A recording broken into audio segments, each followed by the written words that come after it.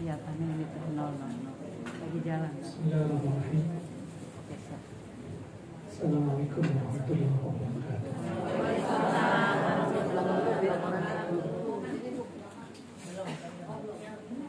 Alhamdulillahilladzi wakafa. Wassalatu wassalamu ala ibadihi alladhina istafa. Wa ala alihi wa ashabihi ala ahli sidqi wa wafaqati.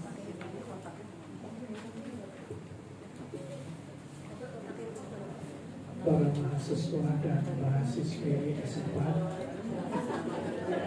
yang saya hormati, alhamdulillah dengan kudrat dan iradahnya Allah masih berikan kesempatan umur, kesempatan waktu kepada kita, sehingga hari ini kita bisa beraktivitas dalam kehidupan kita yang selalu kita harap, kita mohon kepada Allah. Semoga ketika kita diberikan umur, masih diberi kesempatan waktu, masih diberi kesehatan oleh Allah, semoga ta'abbud dan taqarrub ilallah kita semakin hari semakin baik. Karena jujur saja, setiap ngisi kajian di sini gitu ya,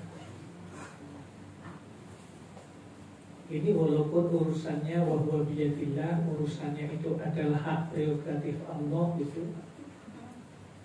Melihat wajahnya, wajah-wajah yang gak lama lagi.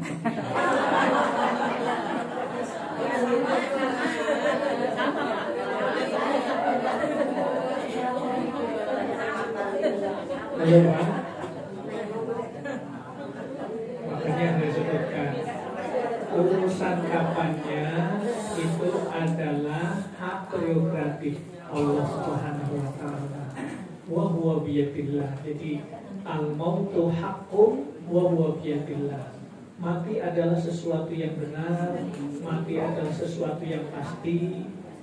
Dan kita wajahnya wajah-wajah yang gak beda satu sama yang lain, pasti akan meninggal.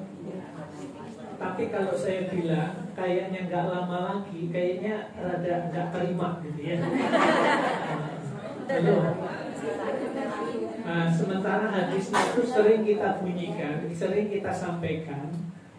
Nabi itu ngasih tahu kepada kita sebagai warning, sebagai peringatan. Apa peringatannya?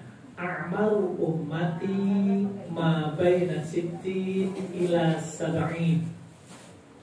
Pak, Bu, tirukan saya. A'maru ummati, a'maru ummati, baina sittin,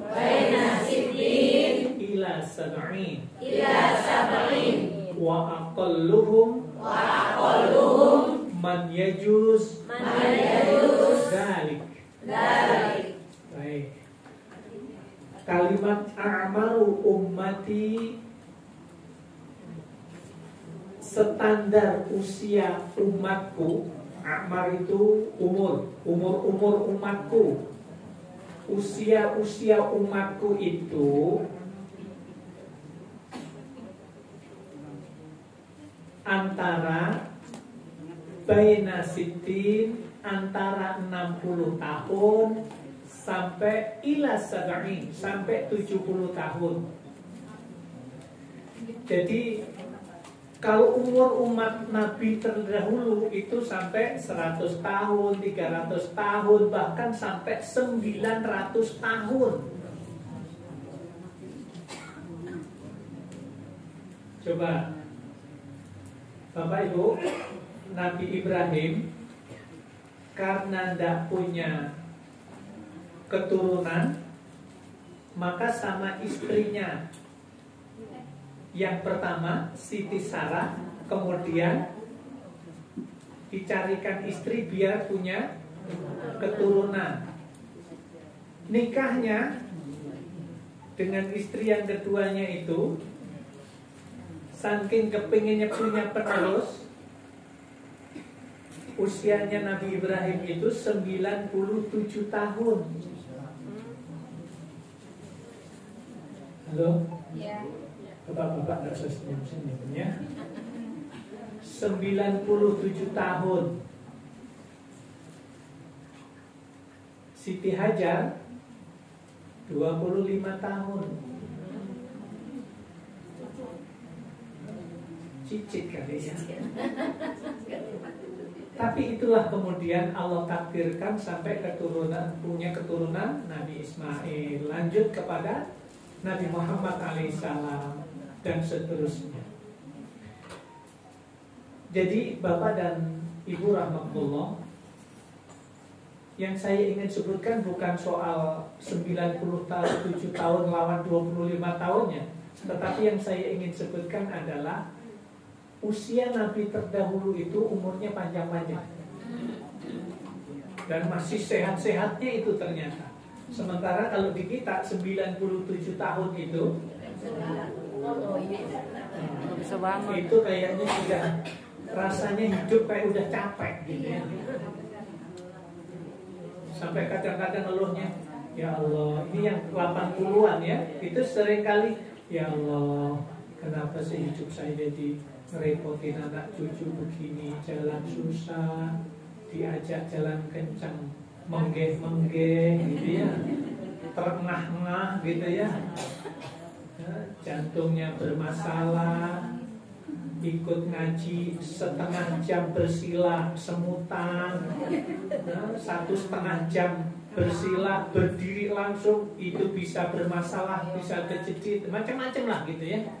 Itu usia umat Nabi Muhammad itu memang disebutkan oleh Nabi sendiri, rata-rata umur usia umatku itu antara 60 sampai 70 tahun. Berikutnya wa aqalluhum,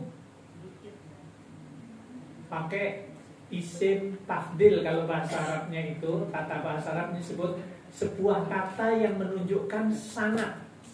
Wa aqal itu menunjukkan dan sangat sedikit sekali umatku itu yang usianya melampaui 70 tahun. Coba Ibu sekarang yang hadir ini yang 70 ke atas ada berapa? 1, 2, 3, 4, 5, 6. Coba cek satu-satu sekarang. 70 berapa? 74. Berarti bonusnya berapa tahun? 4 tahun. Jadi ngitungnya berdasarkan hadis, kata Nabi, umatku itu yang usianya di atas 70 itu ada, tapi tidak banyak. Di atas 70 yang dapat bonus. Mau berapa? Ibu? 71 dapat bonus 1 tahun. Berapa Mas? 70 belum dapat bonus. Sementara sudah waktunya. Terus 73, 74, 71, 70, 73. Oke, Mama berapa Mas? 74. Kayak sama sama Budi. Loh, mana lagi? Yang sudah di atas 70? Masya Allah. 88.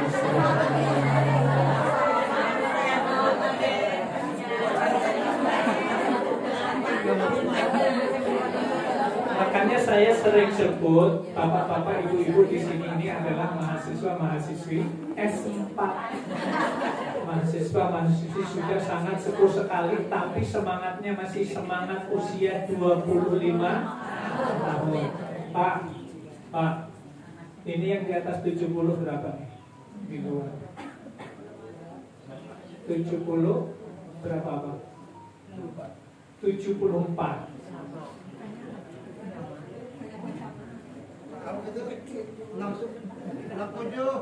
67. Ini pokoknya yang sudah 59 tahun lebih 11 bulan. Bapak-bapak dan ibu-ibu itu sudah masuk wilayah Malaikat Israel itu naksirnya udah banget gitu loh. Coba bapak-bapak yang dulu ketika aktif di kantor, kalau atasan itu dekat sama kita, akrab sama kita, banyak memberikan job, apa kira-kira kedekatan kita efeknya itu apa? Dipromosikan, ya, dapat bonus, ada peluang dimutasi di tempat yang lebih baik, kira-kira begitu. Tapi ini persoalannya, kita ini, saya sekarang 54. Kalau saya sebutkan usia saya lahir tahun 69, sekarang 54, ibu-ibu pasti yang 88 tahun, wah itu mah cucu saya nomor sekian, kira-kira begitu. Baik. Dan yang perlu kita ketahui, bapak-bapak dan ibu-ibu, memang sudah tidak waktunya lagi ketika diingatkan ini oleh seorang ulama, Sufyan Ats-Tsauri menyebutkan, kalau usia itu sudah 50 tahun, itu adalah sudah masuk usia senja. Usia senja itu adalah menjelang maghrib, matahari sudah tenggelam, dan di timur di barat itu sudah ada warna kuning kemerahan. Itu adalah waktu senja. Itulah yang kemudian disebut 50 tahun itu adalah masuk usia senja. Kalaulah kemudian Allah berikan kesempatan di usia itu, shopping harus dikurangi.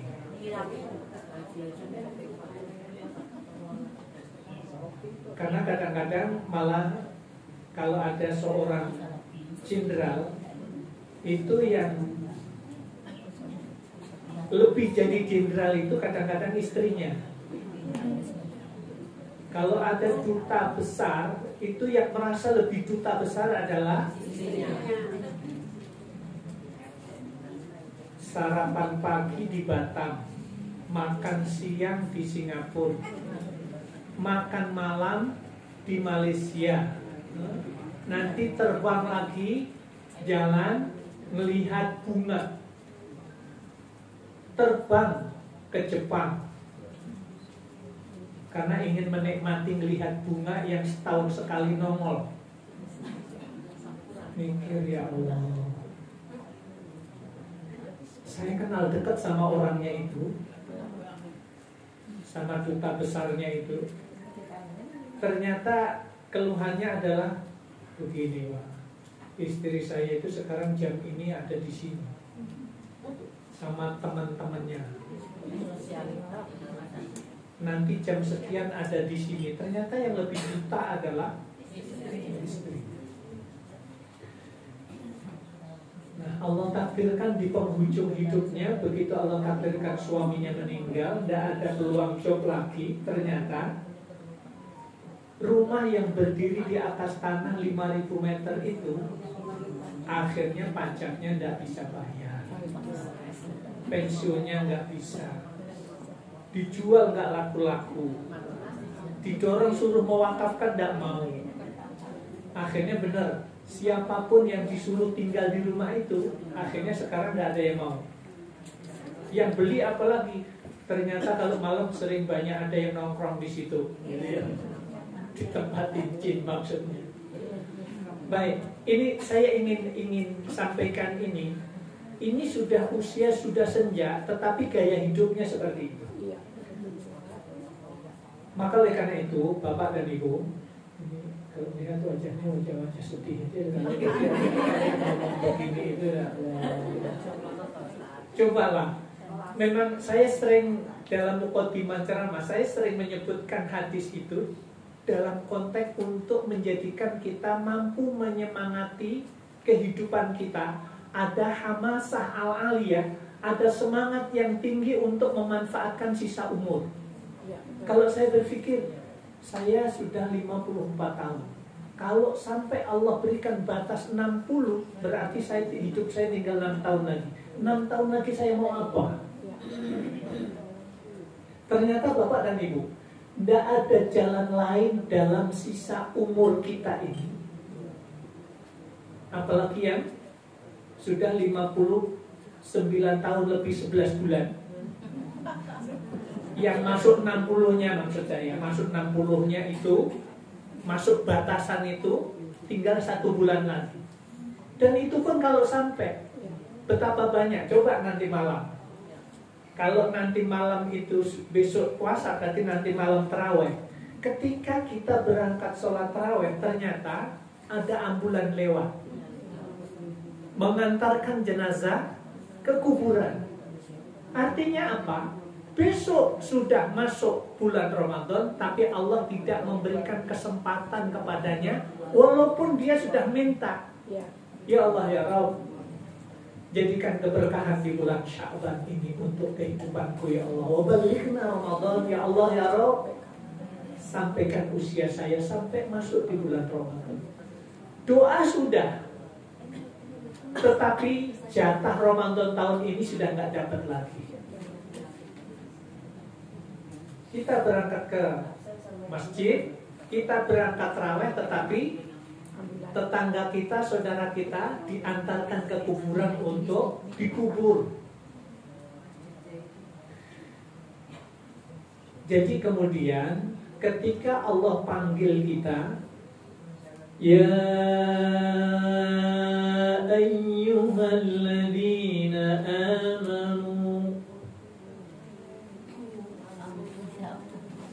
hai orang-orang yang beriman.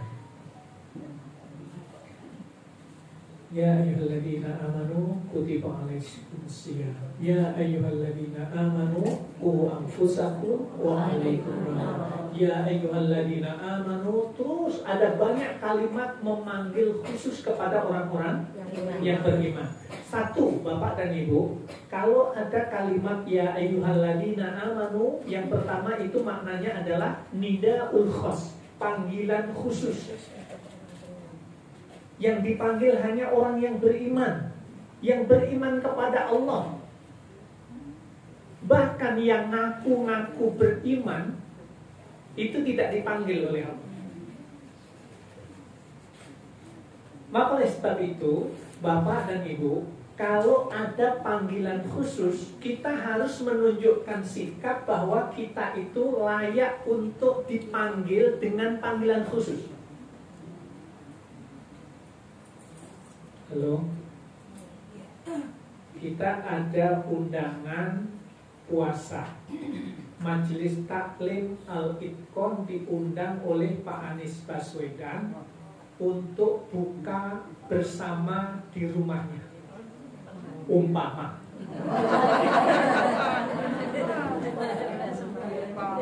Kemudian Pak Anies yang undang itu sudah jadi presiden. Kira-kira nih, kalau bapak-bapak berani nggak datang pakai kaos oblong, pakai celana kolong? Ada undangan khusus ini untuk Majelis Taklim Al-Itqon aja, diajak buka bersama oleh Presiden 2024, insya Allah. Kemudian ya, kita biasa aja pakai kaos oblong, yang ibu-ibu pakai daster. Dasternya itu sudah bolong sih nggak, panjang sebelah.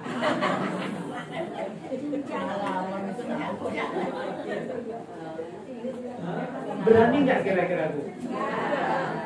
Kenapa nggak berani? Karena kita sudah ngukur.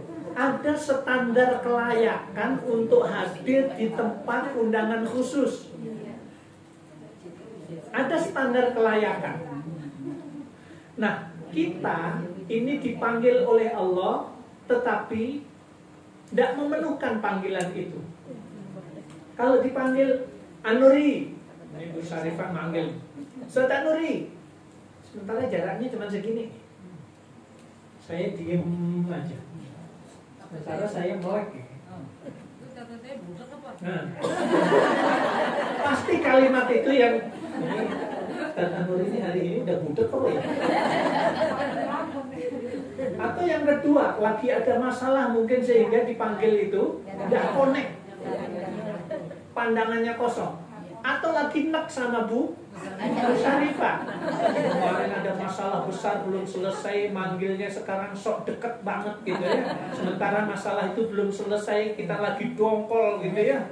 Akhirnya dipanggil pun juga enggak nyaut. Jadi Bapak dan Ibu, kalau orang yang beriman kepada Allah kemudian dipanggil dengan panggilan khusus, tidak memenuhkan panggilan dengan sikap yang khusus pula, mungkin orang ini katanya beriman, tapi imannya budak. Berarti ngaku-ngaku beriman saja. Memang ada yang ngaku-ngaku beriman. Banyak. Ada orang Islam.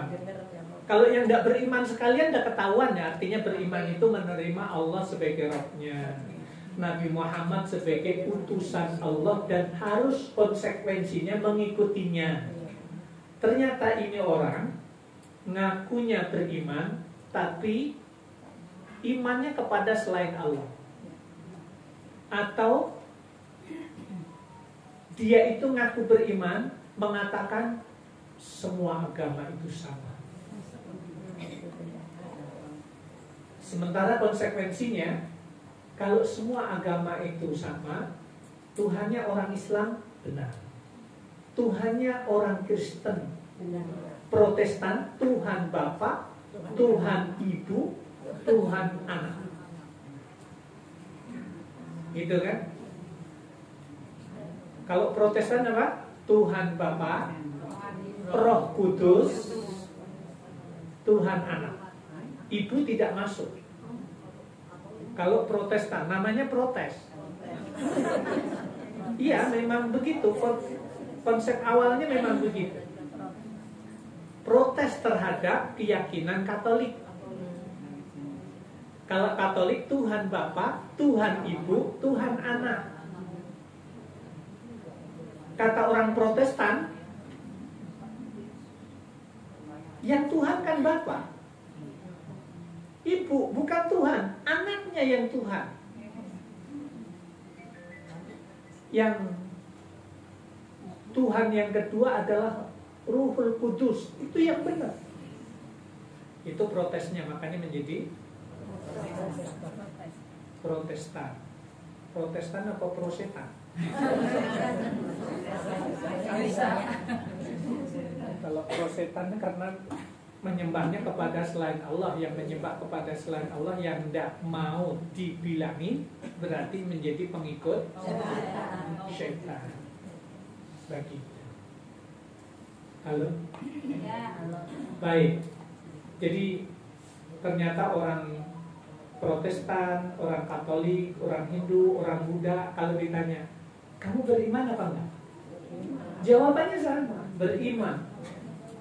Beriman kepada keyakinannya sendiri, kepada Tuhannya dia. Sementara konsep iman itu adalah ketika orang itu beriman kepada Allah, beriman kepada Rasul, kemudian mentaati kepada Allah dan Rasulnya, mengikuti ajarannya, itulah kemudian disebut beriman.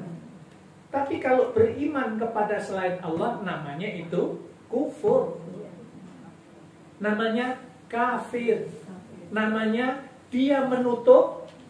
Nah, kalau kita ada handphone, kemudian kita ada covernya, kita tutup begini. Apa fungsinya tutup? Untuk menahan sesuatu yang akan langsung mengenai handphonenya.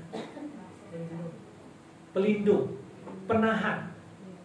Jadi orang yang kafir itu adalah orang yang menutup hatinya, tidak mau menerima Allah dan Rasul. Allah sebagai Rabb, sebagai Tuhan, Nabi Muhammad sebagai Rasul. Ketika dia tidak mau terima itu, maka disitulah kedudukannya dia itu adalah orang kafir. Orang yang menolak terhadap, yakin terhadap Allah sebagai Rabb-nya, Nabi Muhammad sebagai utusan Allah. Baik. Jadi Bapak dan Ibu, ternyata semua agama juga ngakunya beriman. Nggak ada yang mau disebut kafir, nggak ada. Kecuali tokohnya. Tokoh Hindu itu ketika orang-orang, katanya ulama-ulama tanda kutip mengatakan jangan sebut non-muslim, jangan sebut kafir, tapi sebutlah non-muslim. Ternyata orang Hindu malah, loh saya itu justru senang kalau disebut saya itu orang kafir. Berarti memang kalimat itu benar. Kenapa? Karena saya itu tidak yakin terhadap Tuhannya orang Islam. Karena saya tidak percaya bahwa utusan atau Rasul dalam Islam itu Muhammad. Saya tidak percaya. Karena saya tidak percaya itu, kalau dalam konsep Islam disebut kafir, saya terima itu. Ya orang Hindu sendiri tokohnya ngaku ini. Ini malah orang Islamnya ya. Jangan pakai kalimat kafir, nanti menyinggung. Makanya jadi bahasan panjang. Ayatnya jelas, tetapi masih ngotot, menolak, bahkan mengeluarkan fatwa. Halo? Baik, saya kembalikan lagi bahwa kalimat ya ayyuhalladzina amanu itu adalah nidaul khos, panggilan khusus. Orang-orang yang beriman saja yang dipanggil. Jadi Bapak dan Ibu, kalau kita mengaku sebagai orang yang beriman kepada Allah, maka dari kemarin sampai hari ini, sampai nanti malam, kalau kita mulai tarawih, kita harus menyiapkan diri kita, mendandanin diri kita, menyiapkan diri kita untuk menjadi hamba yang layak untuk dipanggil oleh Allah. Kalau kemarin kita ikut ambil bagian untuk ini, besok mulai Ramadan saya akan jadwalkan setiap hari saya harus ngasih orang untuk berbuka. Kenapa? Karena itu adalah copy paste mendapatkan pahala. Setiap hari saya harus memberi. Itu harus kita siapkan dari kemarin. Kadang yang terpikir oleh kita kalau bersedekah, berbuka puasa, seolah-olah kita harus menyiapkan dana besar. Kalau memang uangnya seusia kita itu, kadang dapat uang itu kan kalau dikasih anak atau cucu. Kalau dikasih gitu ya, kita baru bisa mengeluarkan. Walaupun ajaran kita mengatakan bahwa semua milik apa yang dimiliki oleh anak itu adalah harta orang tua, tetapi tetap saja kadang-kadang, begitu datang bahasanya, aku pinjem uangmu dhisik ya. Rombinoai. Ini orang tua datang bilangnya minjem. Kenapa? Karena paham terhadap anaknya. Kalau tidak bahasanya minjem, tidak dikasih. Karena mintanya rada gede, bahasanya harus minjem. Masya Allah. Sedih kadang-kadang hal begitu. Baik. Maksud saya begini, Bapak dan Ibu, nyiapkan dari sekarang, tidak mesti harus besar. Kalau kita bisa beli bakwan 5 biji saja, kita taruh di masjid. Kalau itu dimakan 5 orang saat berbuka puasa, berarti kita mengcopy paste pahala dari 5 orang itu. Jadi kalau ngasih berbuka puasa, jangan terbayang yang besar. Ada yang paling mudah lagi, apa bentuknya? Halo? Air. Coba. Teh 1. Ini yang biasa saya siapkan dari sekarang itu teko, Pak. Saya booking setiap Ramadan ada 3 musola 1 masjid. Beli teko. Yang 1 tekonya itu teh manis hangat, yang 1 teh es manis. Itu pokoknya dua-duanya paling disukai. Buka pakai kurma sunnah atau wajib? Sunnah. Tapi pakai bakwan wajib.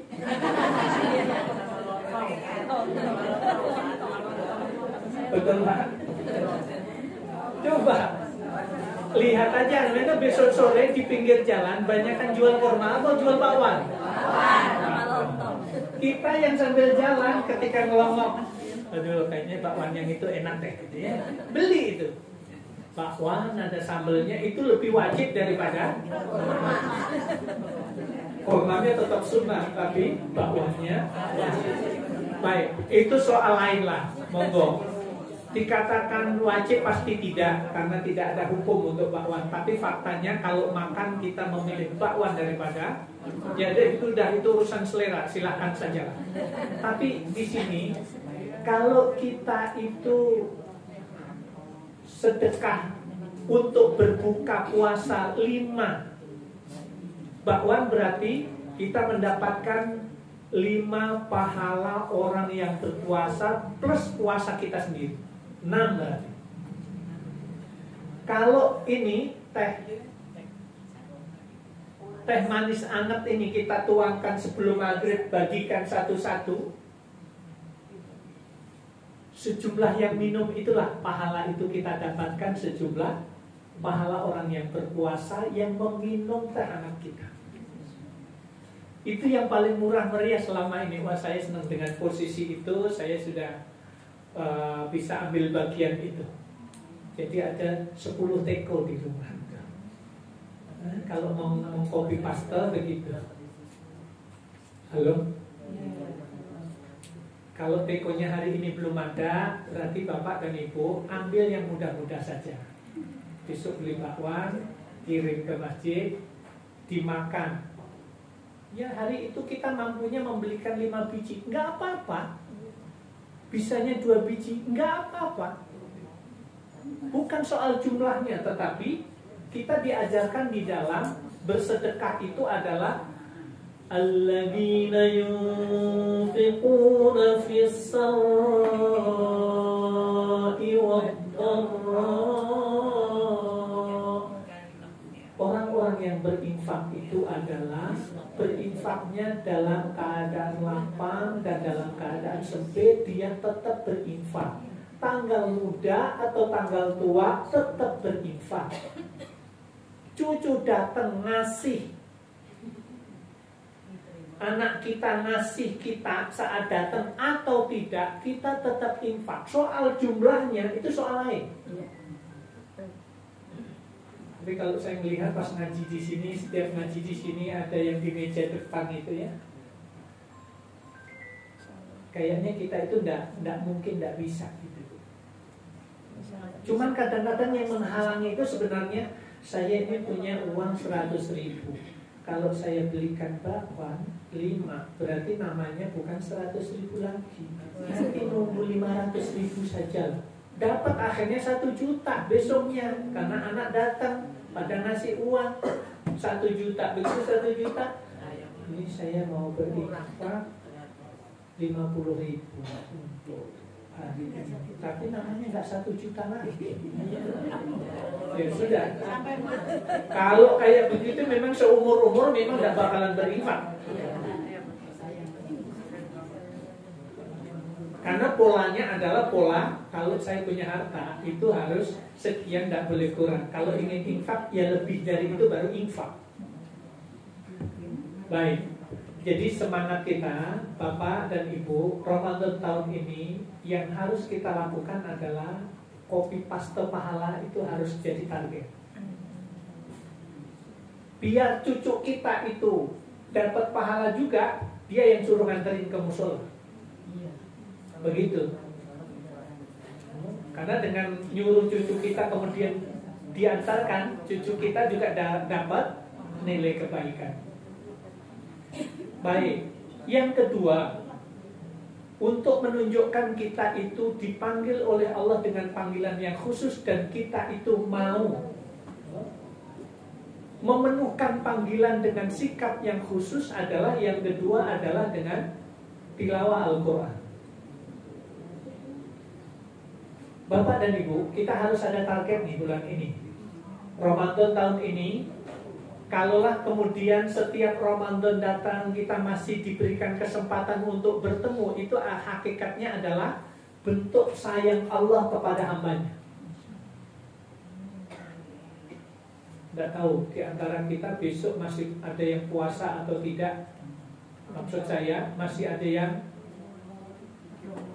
ada umur atau tidak, wa biyadillah, itu urusan Allah. Tetapi yang harus kita lihat adalah kalau besok benar-benar itu adalah Ramadan terakhir kita untuk tahun ini, maka target yang harus kita bangun permanen itu adalah akrab berinteraksi dengan Al-Quran. Coba ingat-ingat dalam bahasan kita yang dulu Bapak dan Ibu, ketika kita berdoa Allahumma arhamna bil Quran waj'alhu lana imaman wa nuran wa hudan wa rahmah. Allahumma dzakkirna minhu ma nasina wa 'allimna minhu ma jahilna warzuqna tilawatahu ana al-laili wa atrafan nahar. Ada kalimat yang di ujung itu Bapak dan Ibu, ya Allah ya Rabb, berikan rezeki kepada kami dalam kehidupan kami ya Allah. Tilawatahu ana al-laili, berikan rezeki ya Allah dalam kehidupan kami kemauan dan kemampuan untuk tilawah Al-Quran ana al-laili wa atrafan nahar, pada malam hari, pada siang hari. Ya Allah ya Rabb, berikan kemauan, berikan kesempatan, berikan kekuatan untuk senantiasa tilawah Al-Quran baik malam hari dan siang hari. Jadi kalimat doa itu Bapak dan Ibu, itu subhanallah sampai hari ini sebenarnya, ya Allah, ini sebenarnya tugas besar. Apalagi kalau saya sebagai yang membidangi dalam konteks tentang kequranan, urusan pengajaran baca, urusan pengajaran tahsin, pengajaran tafhim, pengajaran tahfidz. Ini semuanya adalah kerjaan besar bagi saya. Kenapa? Harus menyiapkan metode pengajarannya, pengajaran baca. Oh, ternyata sudah berkembang, ada 254 metode di Indonesia. Oh, berarti tinggal pakai. Yang paling penting mensosialisasikan. Kemudian yang kedua adalah membuat silabi, membuat kurikulum. Kemudian yang kedua, metode tahsin. Metode tahsin kita buat level 1, level 2, level 3, level 4. Dari peserta jumlahnya 14 saat itu tahun 2004, sekarang peserta di lembaga tahsin dan tahfidz Al-Quran di Tambun itu sekarang sudah 1.750 peserta. Tiap Sabtu dan Ahad itu memperbaiki bacaan yang paling banyak. Bapak-bapak, ibu-ibu, remaja, kan kemarin yang baru di wisuda kemarin itu ada di antaranya usia 73 tahun.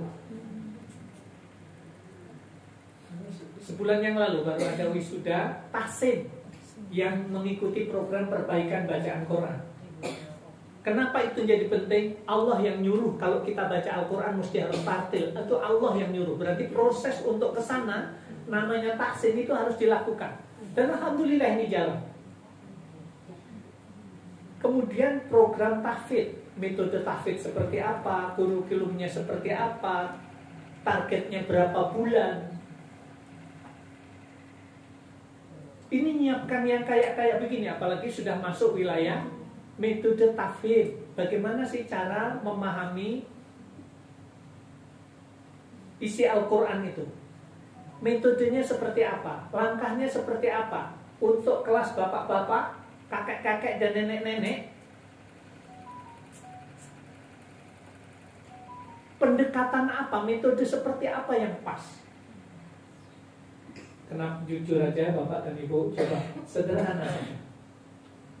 Gantian ya, satu-satu ke depan ya, atau satu-satu pegang gantian. Terjemahkan bacaan sholat, bacaan tahiyat, bacaan doa iftitah maksud saya, sama surat Al-Fatihahnya saja. Halo? Iso pora kira-kira. Siap nggak? Cong yang sanggup. Al-Fatihah insya Allah. Doa iftitahnya belum begitu. Baik, ini masalah kita Bapak dan Ibu. Sampai hari ini kita sudah mau meninggal, sudah ditaksir banget sama malaikat Israel, tapi ternyata untuk urusan bacaan sholat saja sampai hari ini kita belum mampu, belum bisa menerjemahkan. Selama ini kita baru memenuhkan kewajiban melaksanakan sholat, sampai kemudian menjadi qad aflahal mu'minun. Sungguh beruntung orang-orang yang beriman itu. Salah satunya adalah alladzina hum fi sholatihim khashi'un.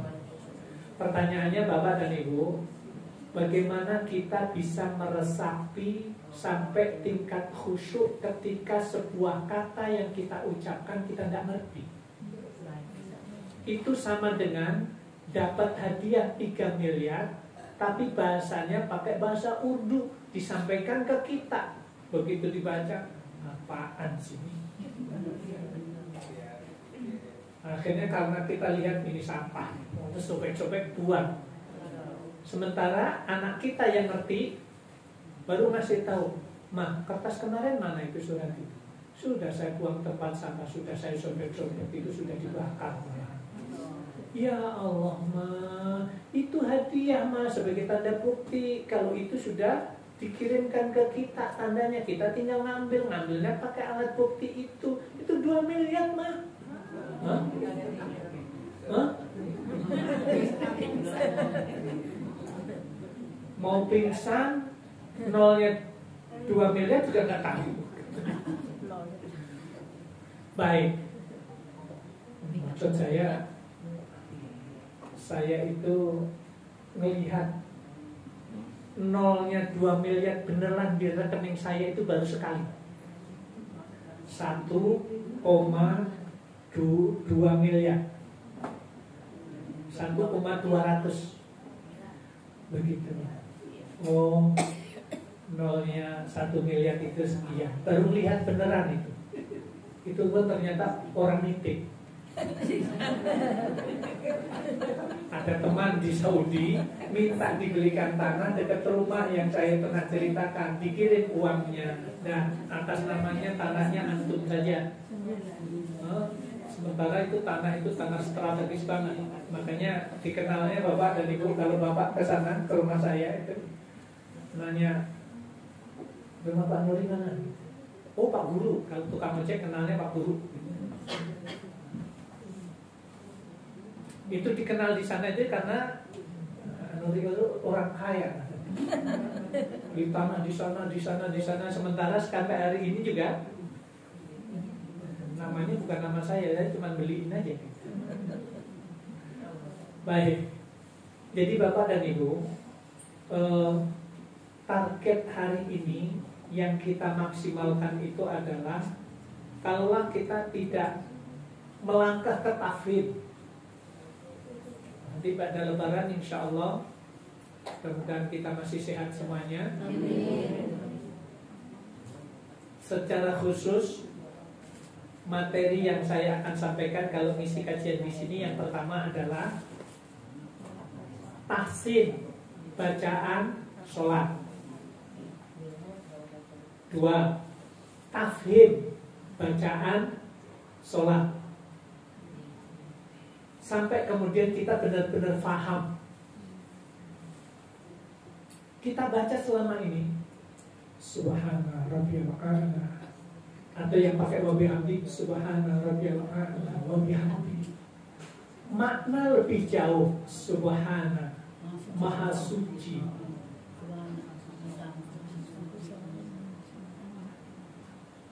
Maha Suci, Robbiyal A'la, Rob Tuhan yang Maha Tinggi.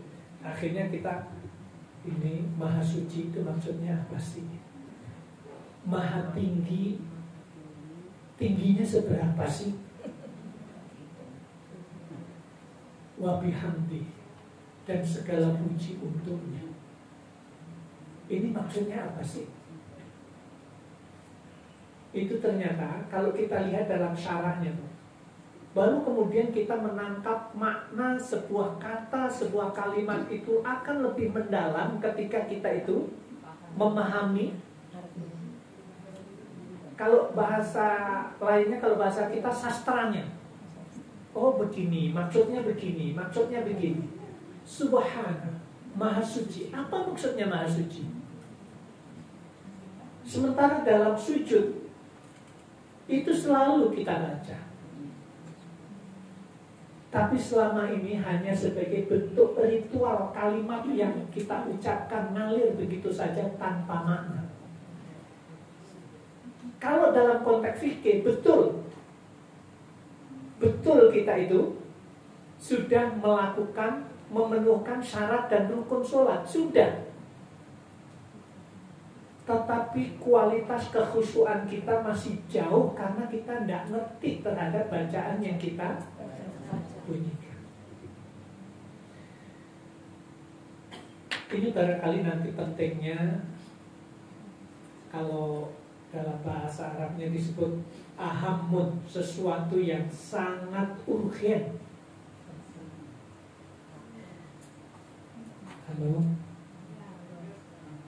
Coba ingat-ingat Bu, Ibu mau dinikahin bapak dulu ada kalimat apa coba? Dulu tuh masih mau nikah gitu, ada kalimat apa yang terucap? Saya mencintaimu, saya menyayangimu. Gombal itu.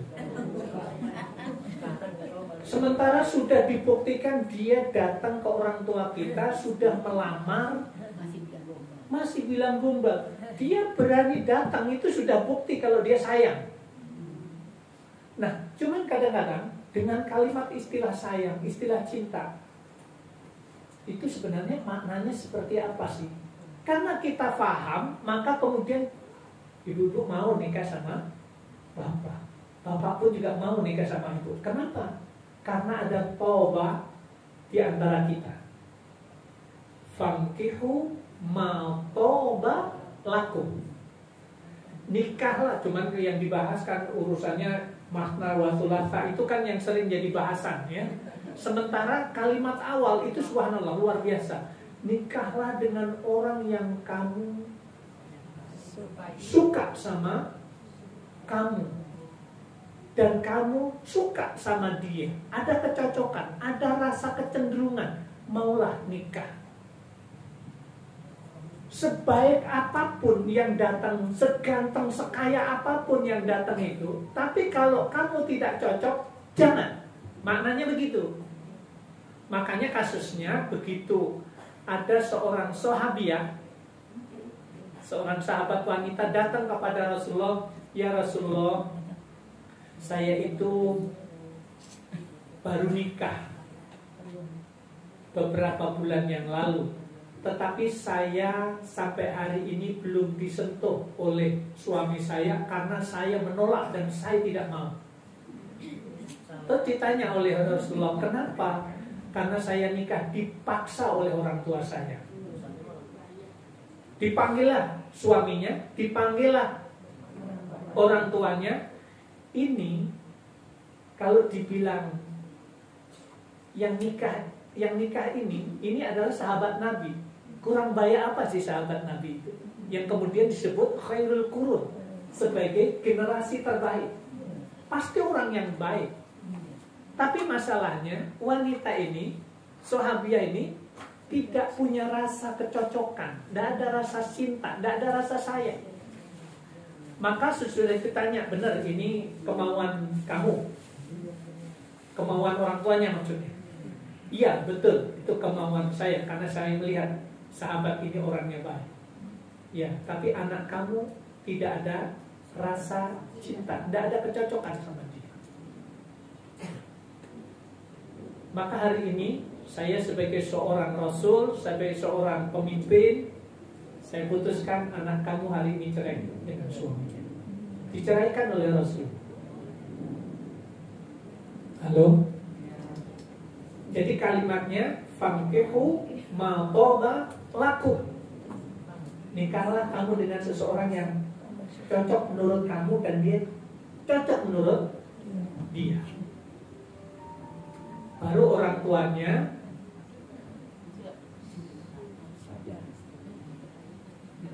halo? Nah, begitu. Tapi jangan sampai begini Bapak dan Ibu.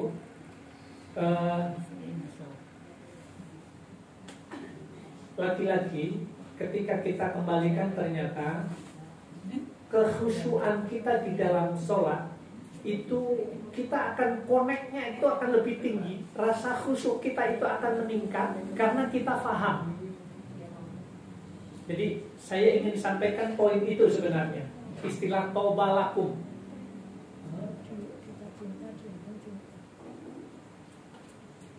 Itu menjadi kata kunci, menjadi syarat.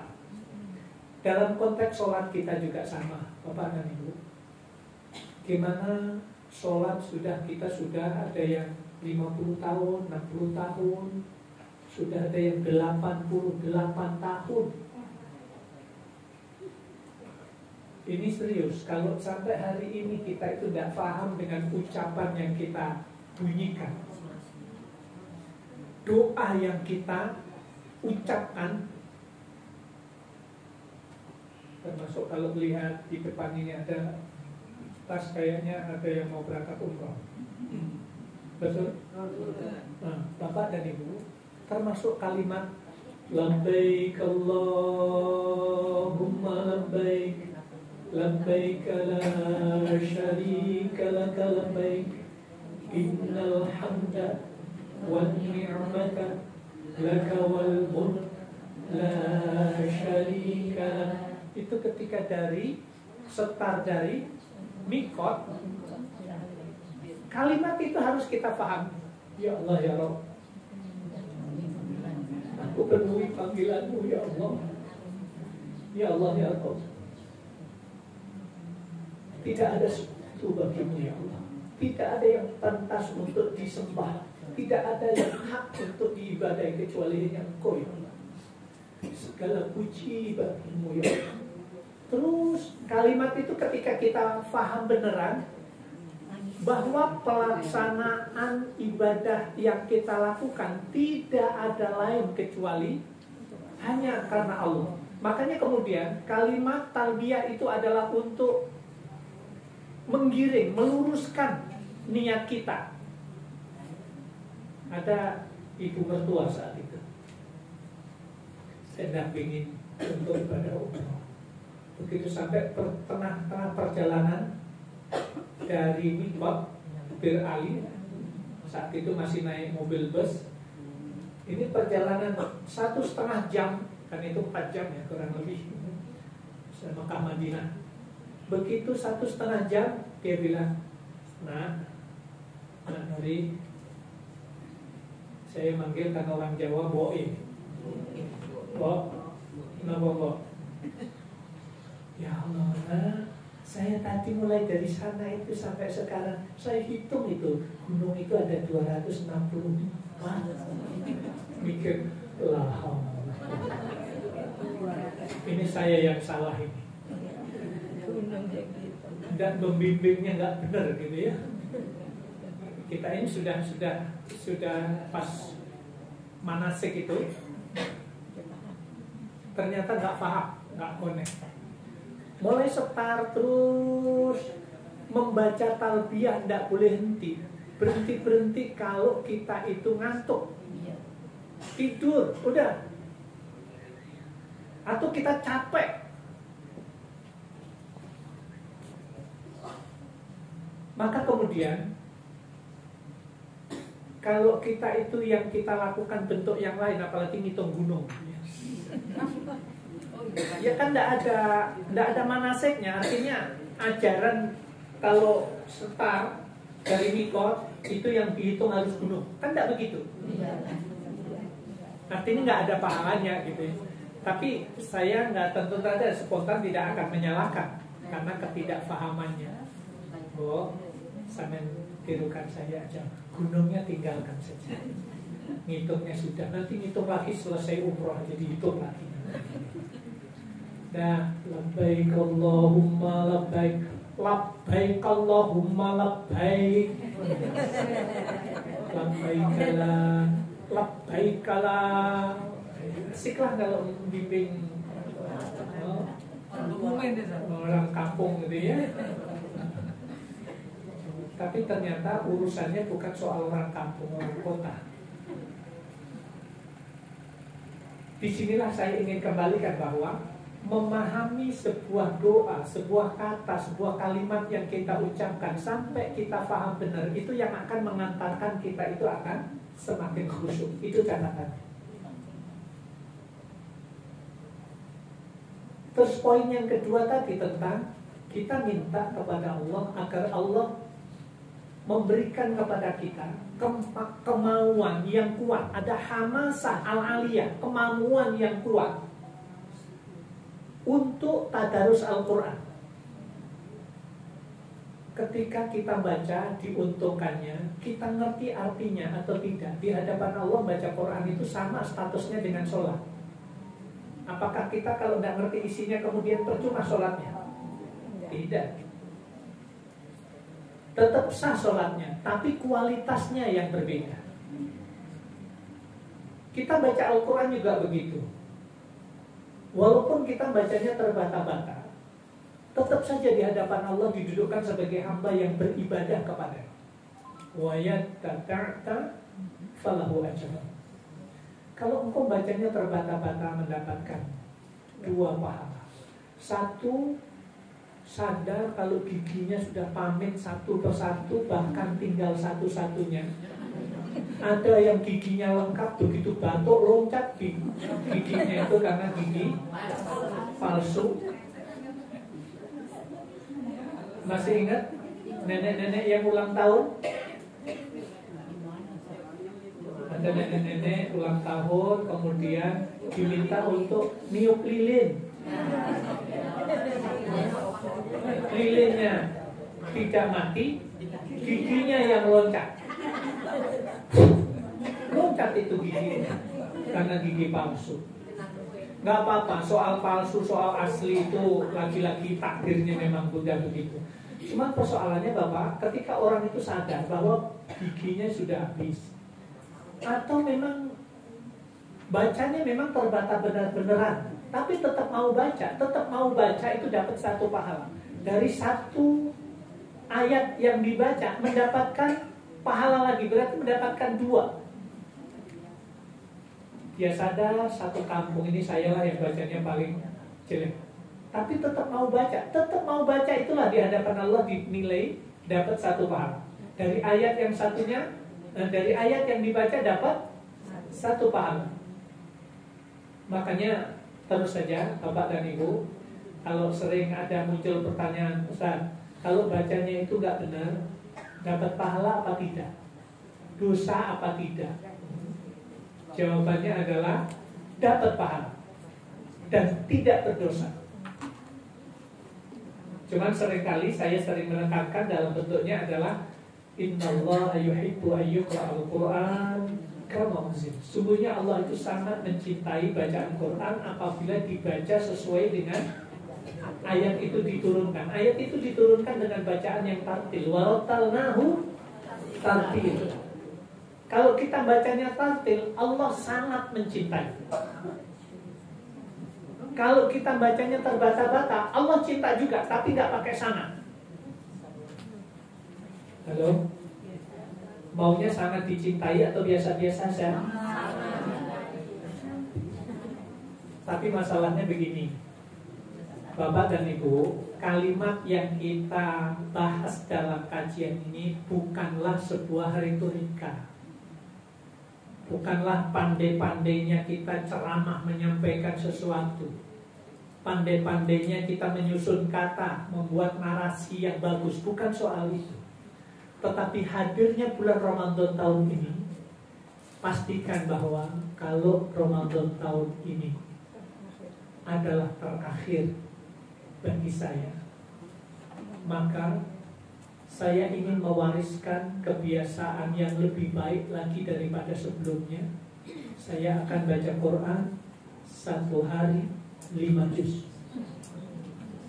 Karena bulan Ramadan gitu, bulan Ramadan. Kayaknya tidak masak, itu. Benar kan? Kalimat. Terus masaknya kapan? Ya Allah, wong kita itu tidak disuruh sore hari jam 4 sore, tidak usah pakai disuruh untuk beli, itu beli sendiri. Jalan itu ke depan, ada yang jual bakwan, ada udah. Karena ada keinginan makan ini kayaknya enak deh, makan ini kayaknya enak deh. Nah, kolak pisang kayaknya sedap banget, kolak kacang hijau pakai es kayaknya mantap banget. Jadi akhirnya beli itu. Begitu, Allahu Akbar,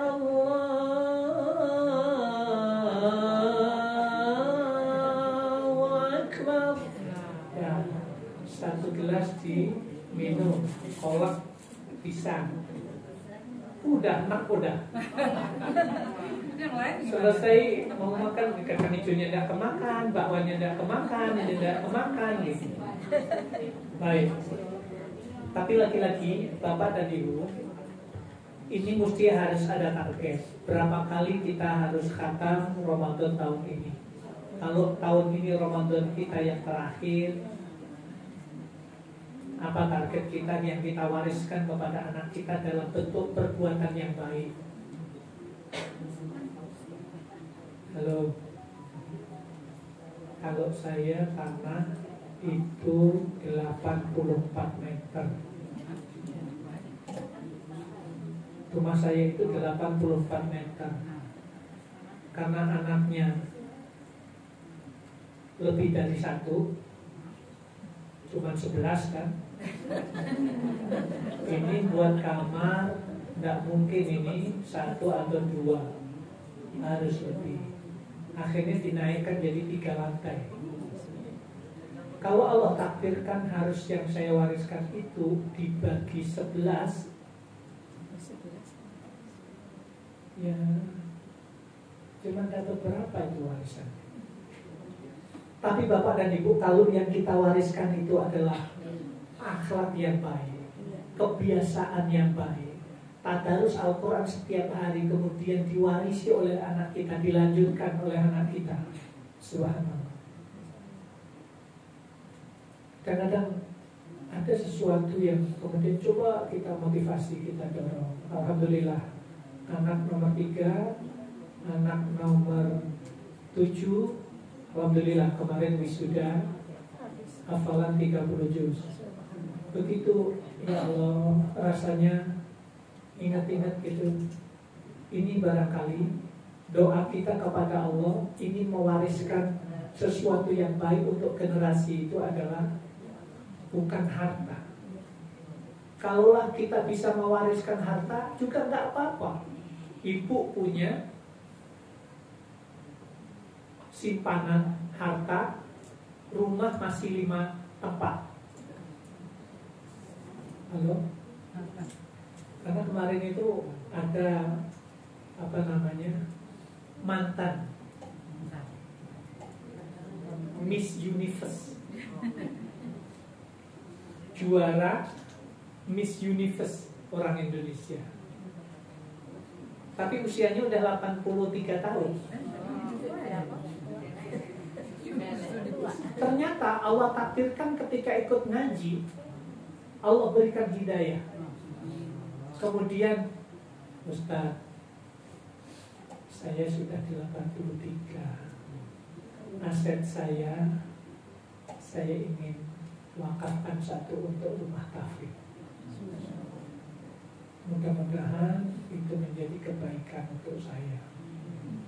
Ternyata nilainya itu 1 rumah itu, Pak, cuma 8 miliar. daerah Kalimalang. Jual saja Ustaz, nanti pindahkan di tempat yang lain biar lebih luas. Ya Allah, kadang-kadang ini yang orang kepengen mewariskan sesuatu yang baik, memberi contoh kepada generasinya. Bukan soal 8 miliarnya, tetapi kemudian di usia itu yang kemudian kecil kemungkinannya. Karena Bapak dan Ibu, kalau orang itu sudah 50 tahun, bahkan dihitungnya dari 40 tahun 40 tahun, kemudian dikasih kesempatan 41, 42, 50, 60, 70 tahun, ternyata dia punya kebiasaan yang tidak baik. Akhirnya amal baiknya tidak melebihi amal dosanya, maka disebutkan oleh Imam Ghazali bahwa orang ini alamat masuk neraka.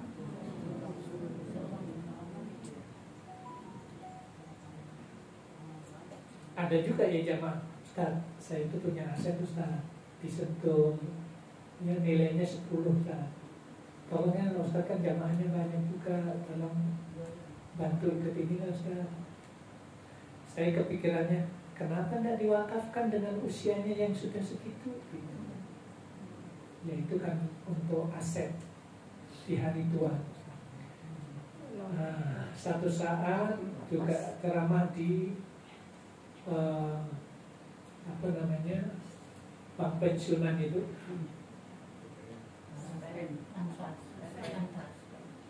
yang di Cempaka Putih, Taspen. Akhirnya saat itu pas Ramadan juga, tabungan pensiunan, targetnya adalah ada harta yang bisa untuk mengamankan kehidupannya di hari tua. Akhirnya yang kepikir adalah seolah-olah kalau sudah hari tua itu mesti harus ada dana yang pasif income yang terus mengalir. Terus akhirnya saya bilang, Bapak, Ibu, yang harus kita pikir lebih jauh lagi adalah tabungan akhirat. Tabungan pensiunan silakan saja dikelola dengan baik, tetapi kita harus berorientasi dengan kalimat فَمَنْ زُحْزِحَ عَنِ النَّارِ وَأُدْخِلَ الْجَنَّةَ فَقَدْ فَازَ. Barang siapa di hari akhir nanti karena sebab harta yang dimiliki, rumah, uang cash, uang deposito, mobil, motor, ruko, perusahaan, kontrakan, pokoknya hartanya itu, dan keluarganya, dan semua yang diamanahkan kepadanya. Kalau semuanya ini menjauhkan dari neraka, menjadi penyebab jauhnya dia dari neraka, wa udkhilal jannata, kemudian orang ini masuk surga karena sebab harta yang Allah titipkan itu, faqad faz, sungguh dia itu adalah orang yang sukses. Islam mengajarkan kepada kita bahwa kita mesti harus menjadi orang yang sukses, memastikan anak kita, keluarga kita, akidahnya benar, ibadahnya benar, akhlaknya baik.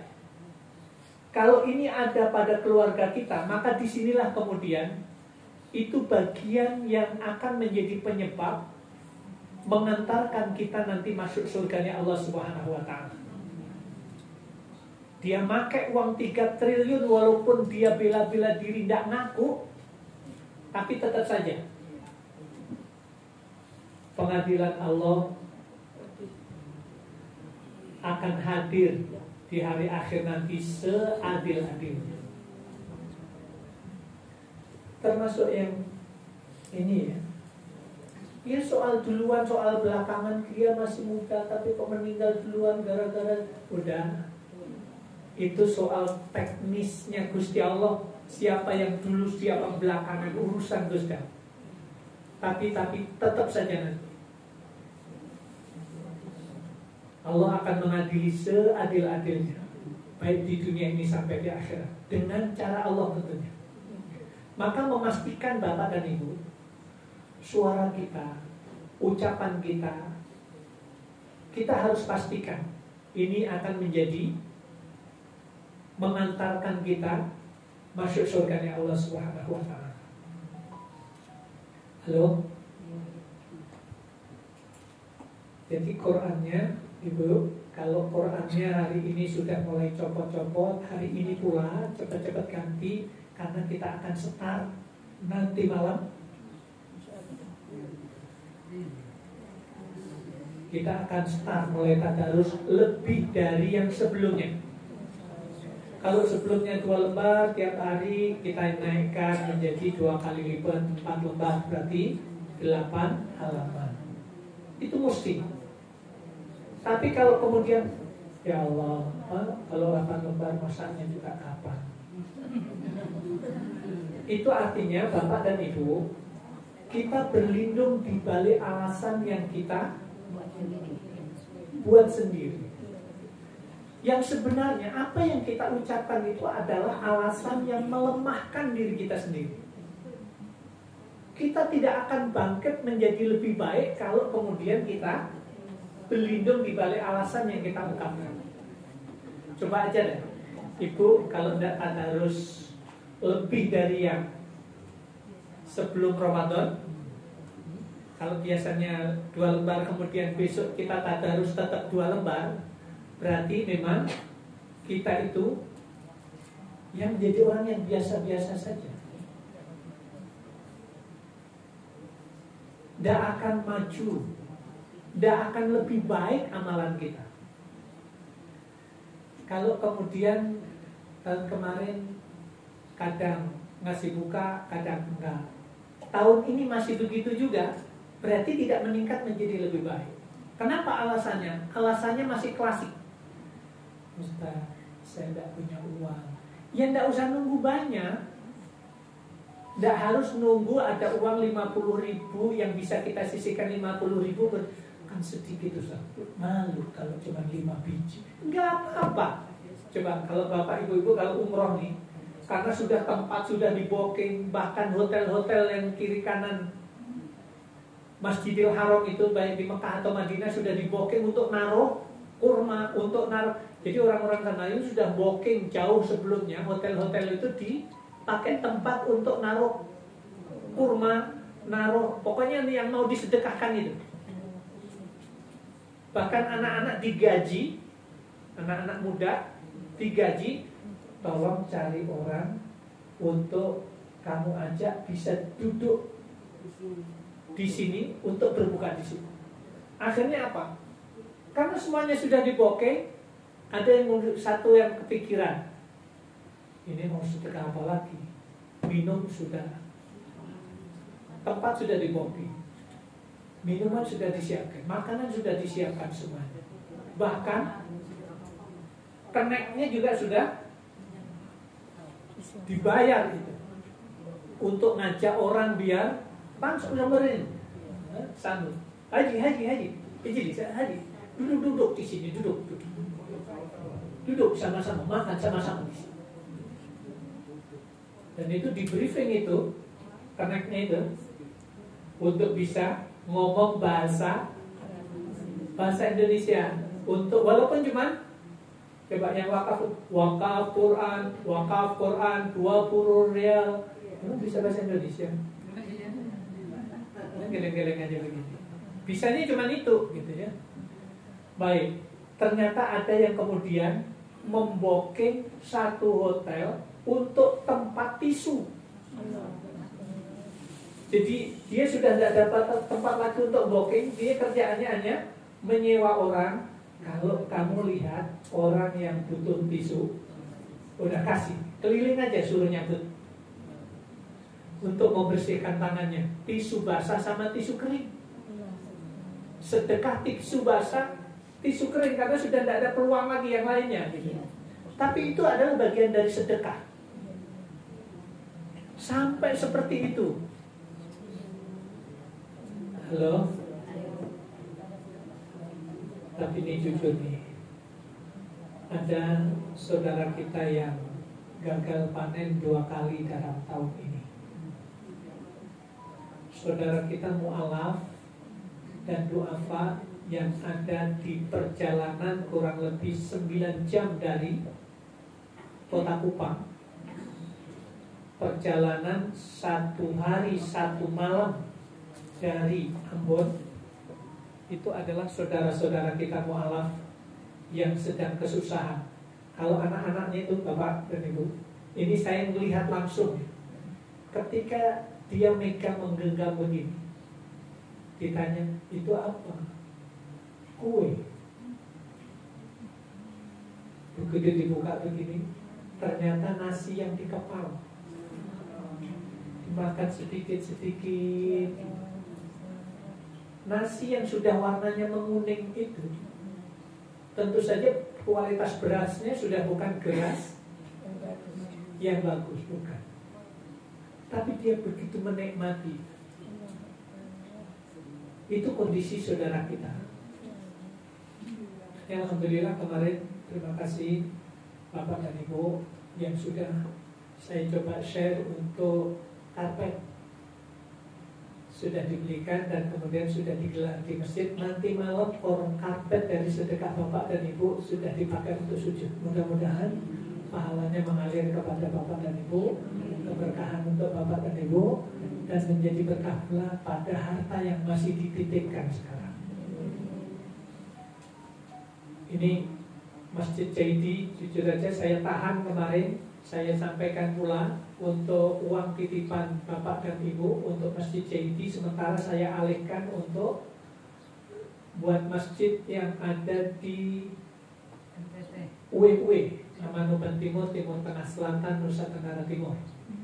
Kenapa? Ternyata saya baru tahu di kampung itu ada 47 kakak yang sudah masuk Islam, tapi sudah 7 tahun tidak punya masjid. Berarti kan 7 tahun tidak Jumatan. Gitu. Terus akhirnya yang dosa siapa?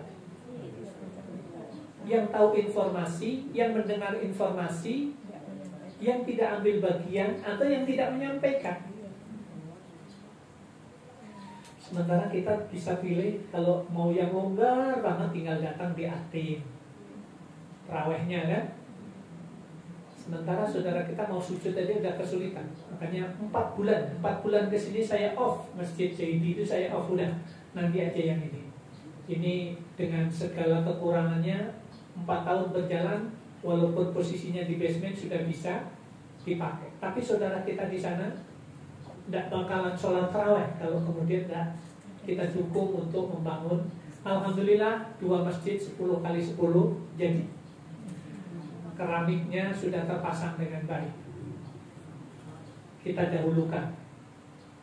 Nah, sebenarnya kalau saya ingin sebenarnya ngajak Bapak dan Ibu-ibu ini untuk bisa jalan-jalan wisata rihlah rohani ke sana gitu.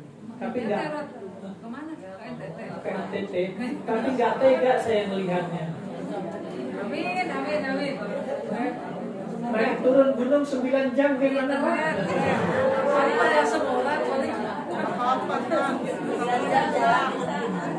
Jujur saja sampai hari ini Bapak dan Ibu, saya juga belum pernah ngajak istri saya untuk hadir di tempat itu. Kalau di kotanya saya pernah ajak beberapa kali, tapi kalau sudah masuk ke pedalaman, sulitnya lagi itu. Coba malam hari pipis, buang air kecil, jalan kaki 3 kilo ngambil air. Kira-kira kalau kita mau pipis nyampe tempat-tempat pipis sudah ngompol duluan. Sumber mata airnya itu kita bisa ambil, Mbak, pakai jerigen itu. Ada yang 4 kilo, ada yang 7 kilo, bahkan ada yang sampai 10 kilo bisa ambil air. Untuk wudhu saja kayak begitu. Kalau kita wudhu di sana, sumber mata air itu wudhu di sana, kemudian balik jalan kaki 7 kilo, udah batal 7 kali kan itu. Per kilo sudah ketut kita. Nah, Baik. Masya Allah. Jadi Bapak dan Ibu, saya ingin mendorong Bapak dan Ibu tetap saja kembali lagi ke yang tadi. Targetkan yang tahun ini, yang tahun lalu khatam 1 kali, pastikan tahun ini 2 kali.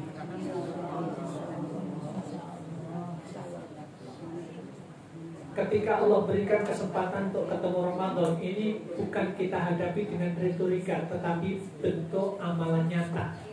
Maka bahasa lainnya adalah yang saya sering sampaikan, istilahnya adalah al-musara'ah ila amalin soleh. Lakukan percepatan di dalam melakukan amalan yang soleh, apapun saja bentuknya, yang itu ada di depan kita. Tadarus Al-Quran pasti. Kemudian berbuka, ngisi sedekah berbuka. Nah ini yang saya ingin buka Bapak dan Ibu. Bagi yang nanti mau ikut ngasih berbuka puasa untuk saudara-saudara kita yang di pedalaman itu. Kalau yang merasa masih muda nggak apa-apa, besok ikut nggak apa-apa, saya ajak untuk hadir di sana. Benar. Kalau kita datang ke tempat itu, kemudian kita nggak nangis dengan sambutan mereka, kebangetan. Saya sampai hari ini mungkin sudah 11 kali saya datang ke situ. Dan saya targetkan untuk membangun kelas ruang tahfidz untuk hafalan Quran untuk anak-anak mu'alaf yang ada di sana. Kenapa? Kita punya SDM. SDM kita itu sudah yang hafal Quran anak-anak pedalaman ini, yang sudah S1, yang sudah kita kader hafal Quran itu ada 11 orang. Begitu teringat di Mentawai, di Siberut Selatan tepatnya, ketika saya di sana, maka melihat sesuatu yang luar biasa itu. Apa itu? Gereja, kemudian asrama untuk anak-anak tinggal di situ yang sekolah SD dan SMP, karena untuk menyelesaikan lulus SD itu harus tinggal di asrama di kecamatan. Yang punya asrama itu Protestan, menampung 600 anak. Jadi kalau kelas 1 sampai kelas 3 SD itu sekolahnya di tempat relawan di pedalaman. Nanti masih di pedalaman juga, tapi kalau mau harus lulus SD kelas 4, 5, 6 itu harus di kota. Sementara naik perahunya itu bisa 2,5 jam, Pak. Dan rumahnya ke sekolah itu. Akhirnya nggak mungkin untuk pulang pergi, harus ngekos. Asramanya disiapkan gratis, nggak tahu itu tahun berapa menyiapkannya. Saya memandangnya sekolah ini layaknya mestinya tidak ada di pedalaman, adanya di kabupaten, layaknya gedung seperti itu. Tapi itu nyatanya ada di pedalaman, nampung 600 anak. Berarti 600 anak dengan ditampung di situ sudah otomatis agamanya Protestan. Saya dengan almarhum Ustaz Juwada ke sana bangun, nilainya 150 juta. Asrama menampung 60 anak. Makanya kemudian ya udah 60 anak itu yang masuk Islam, 600 anak ya. Nah, ini kebalikannya. Saya untuk di NTT peluangnya lebih besar karena orang-orang yang masuk Islam begitu deras. Akhirnya saya coba membangun bangunan semacam boarding school, semacam pesantren di pedalaman itu 9 jam dari Bandara Kupang dengan nilai 1,5 M, 4 kelas. Bangunannya 2 lantai dan itu di kabupaten saja nggak ada bentuk bangunan seperti itu. Tapi kita buat. Kenapa? Ini adalah peran psikologis. Gitu. Kalau kita bangunnya biasa-biasa nggak seru. Ini bukan soal mahalnya, tapi soal peran psikologis. Ternyata justru itu bapak-bapak dan ibu-ibu, anak-anaknya pada dimasukkan sekolah di tempat kita. Tapi sedihnya sisi lain adalah guru-gurunya yang 12 orang yang ada di situ, yang ngajar itu, gajinya sampai hari ini kita baru bisa ngasih 125.000 rupiah 1 bulan.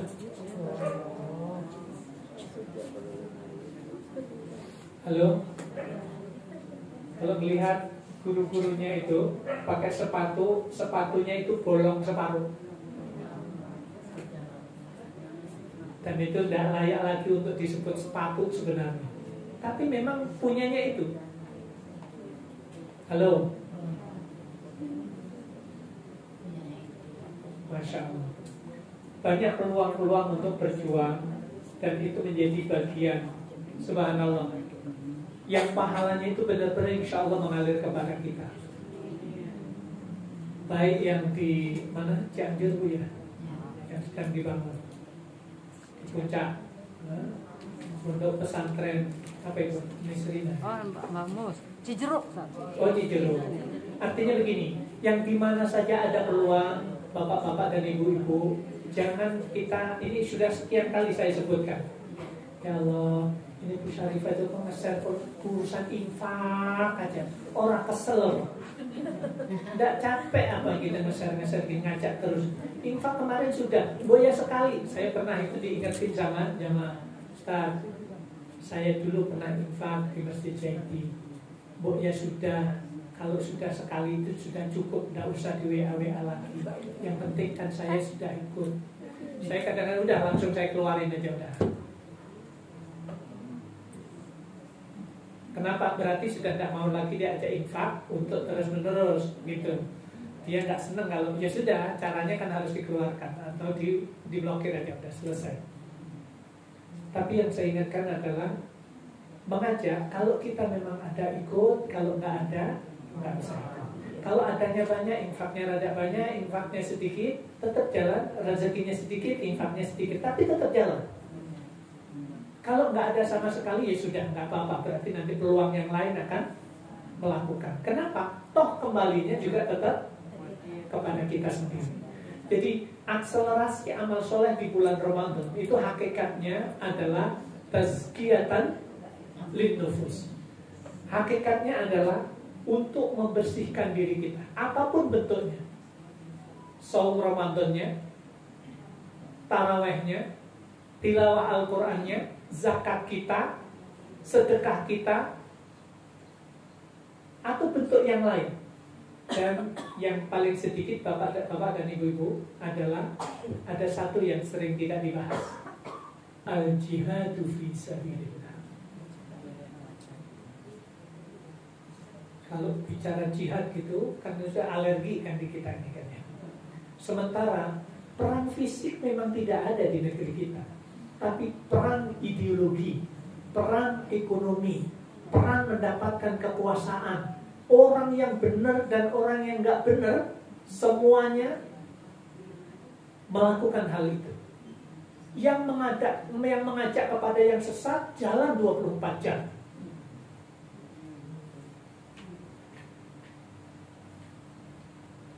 Yang mengajak kepada yang benar juga terus berjalan. Tetapi ternyata yang mengajak kepada yang sesat itu benar-benar 24 jam. Diskotik walaupun puasa berupaya berusaha untuk bisa jalan. Wallahu a'lam bishawab. Jadi bapak-bapak dan ibu-ibu, mudah-mudahan Ramadan tahun ini diberikan kesehatan untuk kita, diberikan semangat yang tinggi untuk meningkatkan amal, kualitas amal dan ibadah kita semuanya. Dan lebih khusus, semoga orang tua kita yang sudah mendahului kita, Allah lapangkan kuburnya, Allah berikan ampunannya, Allah berikan kasih sayang kepadanya, Allah tempatkan di tempat yang mulia, dan semoga Allah menjadikan maghfirahnya selalu mengalir kepadanya. Amin. Karena tidak ada doa yang terbaik untuk ayah dan ibu kita kecuali doa memintakan ampun dan kasih sayang Allah. Tidak ada harta yang terbaik yang kita keluarkan kecuali harta yang kita infakkan, kita sedekahkan, kita wakafkan atas nama ayah dan ibu kita. Jadi kalau kita infak, niatkan pula untuk ayah dan ibu kita, untuk bapak ibu mertua kita. Karena target kita adalah kita ingin disatukan tidak hanya di dunia ini. Allah satukan nanti sampai di hari akhir, di surganya Allah kita dipertemukan dengan ayah ibu kita, ingin dipertemukan dengan suami, ingin dipertemukan dengan istri, ingin dipertemukan dengan anak cucu kita, sampai kemudian benar-benar Allah jadikan satu di surganya. Karena laisa ribat illa ribatul aqidah. Tidak ada ikatan yang kokoh yang mengantarkan kebersamaan kita sampai di surganya Allah Subhanahu wa taala kecuali kesamaan tentang akidah. Makanya kita mesti harus terus selalu menjaga anak kita, keluarga kita semuanya, akidahnya benar, kemudian ibadahnya benar. Dan tentu saja katakannya, orang yang bodoh, orang yang dungu itu adalah orang yang tidak mau ngaji. Jadi kalau dia itu mengatakan, ngapain sih ibu-ibu ini kok terus semangat ngaji, S3, S4. aku heran. Itu sebenarnya kalau fikihnya, pemahaman seperti itu ya, pemahaman sampai tingkat seperti itu sebenarnya itu kalimat iblis sebenarnya. Makanya kemudian menjaga akidah, ibadah, akhlak yang benar itu adalah terus meningkatkan wawasan kita tentang keislaman kita. Semakin tambah ilmu, maka disitulah kemudian kualitas diri kita semakin baik. Baik, Bapak dan Ibu, sampai di sini barangkali yang bisa saya sampaikan dalam pertemuan ini. Terus semangat. Saya mau beli Quran maksud saya untuk anak-anak saya, maksud saya, biar ada semangat baru, Quran baru, nanti malam start tadarusan, disimak, saling memperbaiki bacaan, itu jadi target tiap Ramadan. Sebagaimana Rasulullah SAW disimak setiap malam oleh malaikat Jibril untuk diketahui ini ada yang salah atau tidak, ada yang lupa atau tidak. Itu dicek, cek and recheck setiap malam. Nabi Muhammad itu khatam Quran di hadapan malaikat Jibril. Nah, kita umatnya mau berapa banyak itu soal kemampuan kita, tetapi kita harus menjalankan. Sekali lagi, semoga puasa tahun ini lebih mendatangkan keberkahan untuk kita semua. Subhanakallahumma bihamdika asyhadu an la ilaha illa anta astaghfiruka wa atubu ilaik. Assalamualaikum warahmatullahi wabarakatuh.